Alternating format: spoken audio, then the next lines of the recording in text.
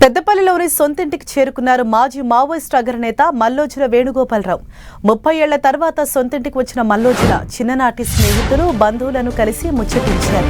పోలీసుల ఎదుట లొంగిపోయిన తర్వాత కుటుంబ సభ్యులను కలవటానికి పెద్దపల్లికి మల్లోజుల రావటం జిల్లాలో చర్చనీయాంశంగా మారింది. సొంతింటికి వచ్చిన మల్లోజులకు ఒక ఎస్పీ స్థాయి అధికారి, 9 మంది పోలీసులతో పాటు స్థానిక పోలీసులతో భద్రత ఏర్పాటు చేశారు.